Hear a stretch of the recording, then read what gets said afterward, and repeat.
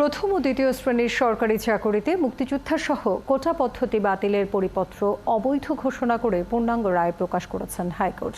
বিচারপতি K M Kamrul কাদের এবং বিচারপতি খিজির হায়াতের হাইকোর্ট বেঞ্চ ২৭ পৃষ্ঠার পূর্ণাঙ্গ রায় প্রকাশ করেন। রায়ে বলা হয়েছে, সরকার চাইলে কোটা পরিবর্তন করতে পারবে। মিল্টন আনোয়ারের রিপোর্ট। নগদের কাছে সব গ্রাহকই প্রিয়, তাই তো সারা দেশে ক্যাশ আউট চার্জ সবচেয়ে কম। শিক্ষার্থীদের আন্দোলনের মুখে কোটা পদ্ধতি বাতিল করে সরকারে জারি করা পরিপত্র অবৈধ ঘোষণা করে হাইকোর্টের পূর্ণাঙ্গ রায় প্রকাশ হয়েছে।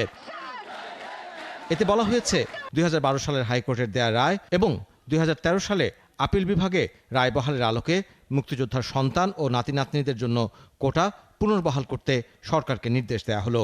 জেলা, নারী, প্রতিবন্ধী ও ক্ষুদ্র জাতিগোষ্ঠীর জন্য কোটা বজায় রাখার কথাও রায় বলা হয়েছে। তবে সরকার চাইলে কোটা পরিবর্তন ও পরিবর্ধন করতে পারবে। এই রায় স্থগিতের বিষয়ে ৭ আগস্ট পর্যন্ত স্থিতাবস্থা বজায় রাখার আদেশ দিয়েছেন আপিল বিভাগ। শিক্ষার্থীদের আইনজীবী বলছেন, এর আগে শুনানির সম্ভাবনা নেই। পূর্ণাঙ্গ রায়ের সার্টিফাইড কপি ওঠাইতে হবে। ওঠানোর পরে আমাদের বন্ধ আছে সুপ্রিম কোর্টের প্রায় 3 দিন, আগামী সপ্তাহে বন্ধ আছে। তো এমনিতেও ৭ আগস্টের আগে আনার বোধহয় আর সুযোগ নেই। আমরা ইন দি মিনটাইম ফাইল করে দিব। ফাইল করে দেওয়ার পর যদি আমার মনে হয় না আগানোর কোনো দরকার আছে সাথে, কারণ এখন যে অবস্থায় আছে সেই অবস্থায় তো থাকবে। কোটা প্রথা নাই, যে পরীক্ষাগুলি হচ্ছে আগের প্রথায় হবে।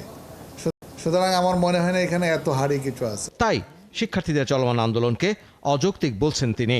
আন্দোলন শুরুটাই অযৌক্তিক ছিল এবারকারের মতো, কারণ হাইকোর্ট ডিভিশন যে রায় দিয়েছে, নর্মালি হাইকোর্ট ডিভিশনের রায়টা তো আপনি এক্সামিন করবেন, হাইকোর্ট ডিভিশন কি বলতেছে। তো তারা আন্দোলন করলো, অ্যাপিলেট ডিভিশন থেকে একদিন আগে স্ট্যাটাস কো হলো, হাইকোর্টের জাজমেন্ট ইনঅপারেটিভ বলা হলো, তারপরেও তারা আন্দোলন চালিয়ে গেল।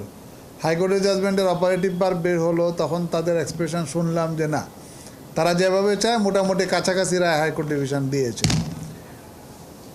তো আন্দোলন তো যৌক্তিকতা আগেও ছিল না, এখনও নাই। আপিল বিভাগে বিষয়টি নিষ্পত্তির আগে এ নিয়ে সরকারেরও কিছু করার নেই, জানান এই আইনজীবী। মিল্টন আনোয়ার, ৭১, ঢাকা।